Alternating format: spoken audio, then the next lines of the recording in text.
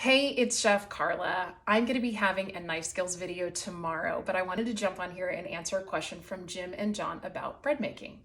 So there's so many things we could talk about when it comes to bread and dough. It's really its own animal due to the science behind it, but I wanted to kind of break it down for you a little bit.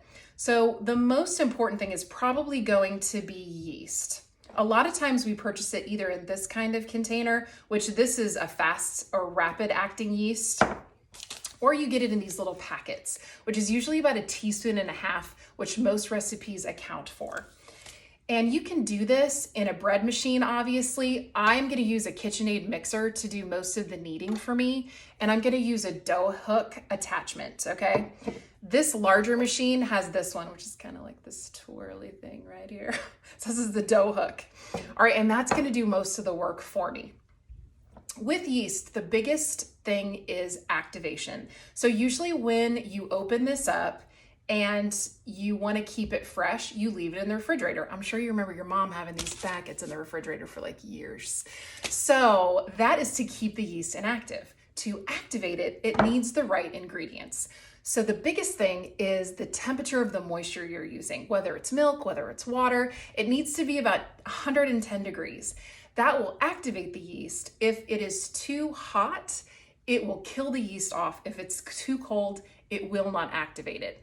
Usually a rule of thumb for me is if I think about body temperature is about 100 degrees. If I'm touching the moisture and it's just warm to the touch, it's typically around 110 degrees, but you can also use a thermometer if you'd like. So other than that, we need to feed the yeast. And what does it like to eat? Sugar. Who else likes to eat sugar? This girl right here. So you can actually put sugar in the dough recipe, which I have for my cinnamon rolls. I put sugar in the dough. For my pizza dough, which is what I'm making today, and I will have the recipe in my Instagram and Facebook story, I'm going to use olive oil, which has natural sugars in it. What's really important is after you incorporate all the ingredients and you let it go through the bread machine or the KitchenAid mixer process, is you let it rest. Some recipe calls for 5-minute resting, some calls for a lot longer. With pizza dough, I like to actually let it rest for quite some time. What's happening is as the yeast is eating the sugar, it gives off a gas, which is why dough kind of puffs up like that.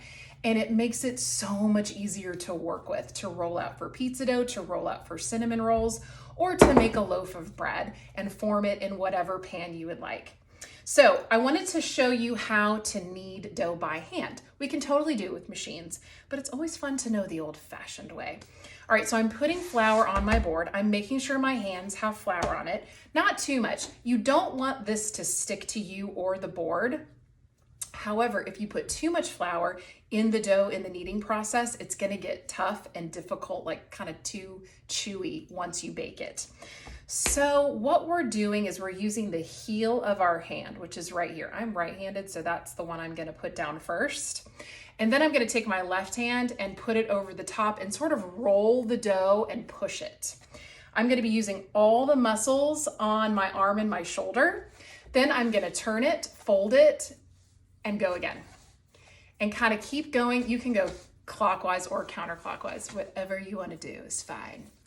But this will ensure that you are kneading the dough, you are getting it to be able to work with a lot easier. And if it's kind of sticking to your hand a little bit, just get a little bit more flour, just a little bit at a time, until your dough is kneaded as much as it needs for the recipe.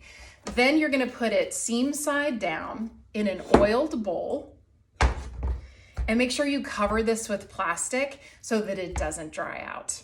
Let it rest for whenever you're ready to use it. I hope this helps you. Please keep the questions coming. They are so much fun to answer. And I hope you guys are doing well. I'll see you soon.